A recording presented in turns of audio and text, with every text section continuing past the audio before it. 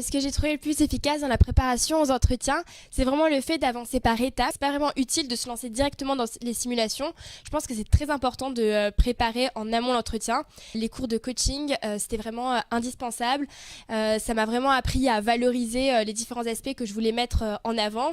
Et puis aussi à trouver par exemple des anecdotes pour illustrer, rendre plus vivantes et concrètes mes réponses. Et puis bien sûr après les simulations qui ont suivi. Donc moi, ce que j'ai trouvé le plus efficace dans la préparation aux oraux, c'est les feedbacks faits par Marie et Greg.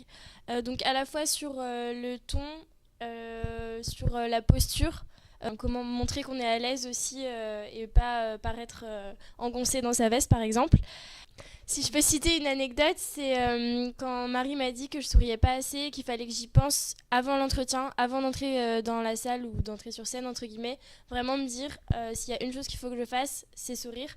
Et ça m'a permis justement de le faire pendant les oraux et d'être plus à l'aise. Ce qui m'a le plus aidé en fait dans la préparation aux oraux, je pense que ça a été les simulations à plusieurs.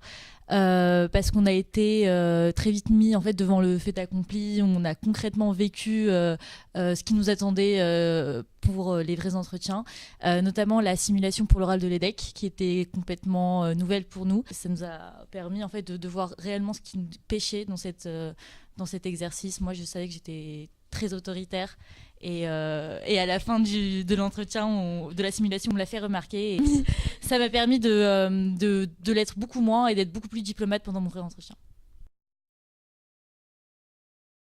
L'efficacité de Pragmatic Prépa, c'est aussi les notes. J'ai vu une réelle différence entre les notes que j'avais avant et après. Je tournais autour de notes moyennes. C'était pas des mauvaises notes, mais je voulais vraiment performer. Et c'est ce que m'a permis Pragmatic Prépa. J'ai eu 16,75 à mon oral de l'EDEC. J'ai eu 17 aussi à Grenoble. Et j'ai eu ma meilleure note, donc à ma meilleure admissibilité, qui est l'EM. J'ai réussi à avoir un 19 sur 20, ce qui m'a permis de gagner à peu près 1000 places en fait et qui m'a permis d'intégrer l'école que je voulais à la base. Alors moi si j'ai fait Pragmatic Prépa, la préparation aux oraux, c'est parce que j'avais eu des mauvaises notes aux entretiens en tant que carré. Donc j'avais eu 8 à Audencia et 10 à Grenoble et ça m'avait empêché justement d'intégrer ces écoles-là. Alors qu'en cube j'ai eu 18 à Audencia et à Grenoble j'ai eu 15 et à l'EM qui était ma meilleure admissibilité j'ai réussi à avoir 16 et si j'avais pas eu 16 comme ça se jouait vraiment à 30 places j'aurais pas eu l'EM. Alors la préparation m'a vraiment permis d'avoir des très bonnes notes et notamment par exemple à l'EDEC où c'était un exercice de groupe, je me suis rendu compte que les autres candidats qui étaient avec moi avaient pas forcément très bien préparé cet oral et j'ai vraiment pu sortir du lot et appliquer tous les conseils que Marie m'avait donnés et j'ai finalement obtenu donc 18 à l'oral de l'EDEC, ce qui m'a permis de rattraper le petit retard que j'avais à l'écrit et donc de gagner près de 1000 places à l'oral et de terminer 76e au total. Je pense que j'ai obtenu ces notes parce que j'avais pas un discours tout fait, tout préparé. C'est vraiment un accompagnement personnalisé qu'on a. Toutes mes expériences étaient personnelles et racontées de manière à ce que personne d'autre puisse les dire. C'est d'ailleurs une phrase qui m'avait marquée au tout début de la préparation. Grégory m'avait dit « il faut que tu t'aies en tête que ce que tu dis, il n'y ait que toi qui puisse le dire et que personne d'autre puisse le dire à ta place. » Et donc j'ai gardé cette phrase en mémoire et j'ai essayé de l'appliquer tout au long de mes oraux et je pense que ça a payé.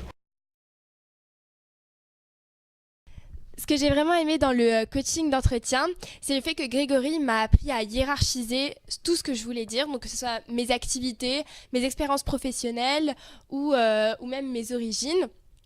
J'ai vraiment vu la différence entre mes entretiens avant le coaching et après le coaching. Alors qu'avant, par exemple, quand je parlais du scoutisme, je disais simplement que ça m'avait appris à fédérer une équipe. Là, je donnais vraiment des exemples concrets. Je parlais d'un camp où j'avais vraiment pris les choses en main, où j'avais vraiment fédéré l'équipe et c'était beaucoup plus vivant, c'était beaucoup plus concret. Et on voyait que le jury accrochait beaucoup plus facilement. Alors moi, à l'inverse de Karine, justement, j'avais pas forcément beaucoup d'expérience et beaucoup d'anecdotes à raconter, mais Greg m'a aidé à justement fouiller dans mon passé et trouver des choses que j'aurais pu mettre en avant, et donc les trier, les hiérarchiser effectivement, mais aussi pouvoir mettre en avant certaines qualités. Et surtout, le plus important, c'est le coaching qui m'a permis de trouver les bons angles d'attaque pour pouvoir expliquer une anecdote ou une expérience. Ça a été un peu comme Karine, ça a été le fait de hiérarchiser mes expériences et de sélectionner celles qui illustraient le mieux en fait des facettes de ma personnalité. Au fil des questions que Grégory me posait, je me suis rendu compte du rôle que je jouais concrètement lors des anecdotes que je racontais. Par exemple, j'étais dans un groupe de danse. Je me suis rendu compte que je jouais un vrai rôle de coach avant nos représentations. Ça m'a permis en fait, oui, de raconter de manière plus vivante et plus concrète mes expériences et mon rôle lors de ces épisodes. En conclusion, je pense que le plus important, c'est le fait que ça nous apprend vraiment à illustrer tout ce qu'on dit. Et donc, ça montre bien que c'est super important de préparer l'entretien en amont. Avec Grégory, on a travaillé sur le projet professionnel, d'abord en commençant par un brainstorming. Donc à travers mes expériences, savoir quelles qualités je voulais mettre en avant. Et donc on a axé sur un projet plus d'entrepreneuriat. Au fur et à mesure des séances, ça s'est précisé. Et justement, ce que j'ai trouvé bien, c'est que j'avais une idée concrète en soi. Et quand je me suis retrouvée face au jury, je pouvais vraiment argumenter parce que j'avais regardé les chiffres du secteur, parce que je savais exactement quels concurrents j'aurais potentiellement sur le marché. Moi, j'avais déjà à la base une idée en fait de ce que je voulais faire plus tard. Je savais que je voulais travailler un peu dans l'importation de produits traditionnels africains et en France, mais mon projet restait assez vague et avec Grégory, j'ai appris à le perfectionner. On a un peu anticipé toutes les questions qui pouvaient m'être posées sur ce sujet. Il m'avait d'ailleurs conseillé d'aller voir dans les magasins bio et de regarder les marques qui vendaient des produits africains. Et cette expérience m'a aidée parce que à l'entretien de l'EM, on m'a demandé de donner des exemples de marques qui vendaient des produits africains et j'ai eu l'occasion de donner celles que je connaissais déjà. Moi, j'avais quelques idées, mais c'était vraiment flou. Et donc, je savais que j'avais toujours aimé organiser, prendre des initiatives, mais je me sentais pas vraiment de me lancer dans l'entrepreneuriat. Donc, c'est pourquoi Grégory m'a parlé de l'intrapreneuriat. Donc, c'est l'idée d'entreprendre à l'intérieur d'une entreprise. Et vraiment, c'était quelque chose que je connaissais pas du tout. Et sans Grégory, jamais j'y aurais pensé. Et après, peu à peu, donc, j'ai concrétisé ce projet. Je savais que je voulais allier à la fois le côté économique et social. Et c'est pour ça que je me suis vraiment intéressée à l'intrapreneuriat social. Et aujourd'hui encore, donc ça y est, donc maintenant que je suis à l'EM, c'est quelque chose qui me tient encore à cœur. J'ai rencontré depuis plusieurs intrapreneurs sociaux et j'espère vraiment faire mon stage dans ce domaine-là. Je sais qu'on m'avait fait la réflexion sur le ton que je prenais parce que j'avais tendance à peut-être surjouer mon ton et pas avoir ma voix naturelle. Et donc je me souviens que Grégory m'avait dit là c'est ta voix naturelle. Donc ça m'a permis justement de rester naturelle quand je parlais au jury pendant mes oraux, mais pas avoir non plus une voix trop douce comme à mon habitude. Moi, ce que j'ai vraiment bien aimé dans les simulations, c'était le fait que Marie jouait plusieurs rôles de jury. Donc, ça nous préparait vraiment à faire face à tous les jurys. Donc, par exemple, le jury qui n'écoute pas du tout ce qu'on dit, qui dessine sur sa feuille, ou même le jury froid que j'ai d'ailleurs retrouvé à l'EM. Donc, j'étais bien contente d'avoir fait ça avant. Ce qui m'avait plu en fait dans le fait qu'on pouvait observer les entretiens des autres, c'est la possibilité de répondre en fait dans ma tête aux questions qui leur étaient posées. Je me disais oui, mais comment toi tu répondras à cette question? Et j'essayais d'écouter attentivement leurs réponses, même si j'avais pas forcément les mêmes expériences que mes camarades. Ça me donnait des idées, et ça me permettait de mieux formuler mes réponses.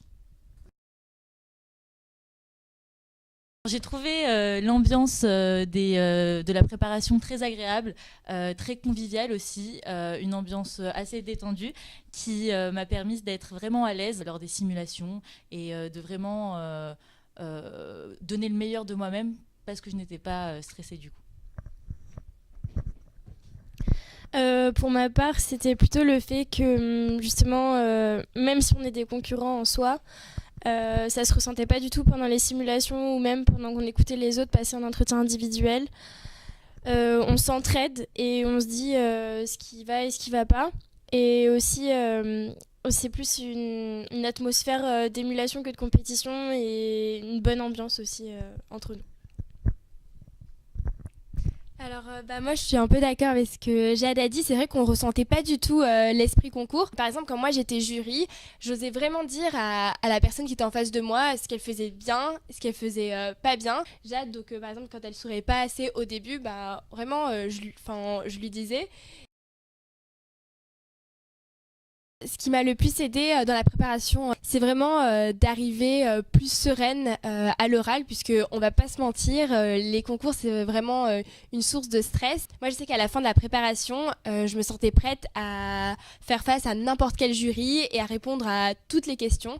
Et donc vraiment c'est un gros plus d'arriver sereine, avec moins de stress et beaucoup plus confiante. Une question toute bête mais qui fait peur je pense à tous les élèves de classe prépa, donc c'est pourquoi une école de commerce. Donc voilà, c'est vraiment une question qui me faisait totalement peur et finalement en la préparant après ça devient une question banale. C'est une question sur laquelle on peut vraiment impressionner le jury. Donc moi, ce qui m'a le plus aidé, c'est de préparer toutes les questions en amont. Quand je suis arrivée aux entretiens, même s'il y avait des questions qu'on n'avait pas forcément préparées telles quelles, je me suis sentie plus à l'aise parce que je maîtrisais un socle d'expériences et d'anecdotes que je pouvais lier avec les questions qu'on me posait. Moi, ce qui m'a le plus aidé dans l'approche mentale de la préparation, ça a été les messages en fait qu'on recevait le jour des entretiens, des messages de motivation qui nous mettaient en confiance, qui nous permettaient de déstresser le jour J, mais aussi des sortes de petits bilans en fait de ce qu'on avait à dire, des récapitulatifs des points clés de nos expériences, un petit rappel en fait le jour J pour vraiment ne rien oublier. Et voilà, ça a été surtout des petits messages motivants et qui nous aidaient tout au long de la journée. Et juste pour rajouter, je pense aussi c'est ce qui était vraiment important, c'était qu'on se sentait accompagné du début à la fin. Enfin, il y avait vraiment un gros soutien de la part de Grégory. Et je repense par exemple... moi, 5 minutes avant mon oral à l'EM Lyon, j'étais totalement stressée. Et du coup, je l'ai appelé et il a tout de suite répondu. Et il a su me déstresser juste avant d'arriver devant le jury. Donc voilà, franchement, je pense qu'on est tous d'accord pour dire qu'il y a un vrai accompagnement en tout cas. Pour moi, le meilleur souvenir a été les sessions qu'on faisait le soir, les simulations. Et une en particulier où Arnaud, qui était venu en fait nous faire part de son expérience, il avait déjà passé les oraux et les entretiens de l'EDEC, et il était d'ailleurs admis sur titre à l'EM, et ça a été l'occasion aussi de fêter son admission. Donc c'était une ambiance plutôt chaleureuse et détendue. Moi, plus généralement, c'était les repas préparés par Greg qui, du coup, ça rendait l'atmosphère très conviviale. Et aussi, quand Marie jouait le jury méchant, ça m'a énormément marqué. Et justement, quand on le retrouve aux oraux, on est plus à l'aise parce qu'on l'a déjà vécu.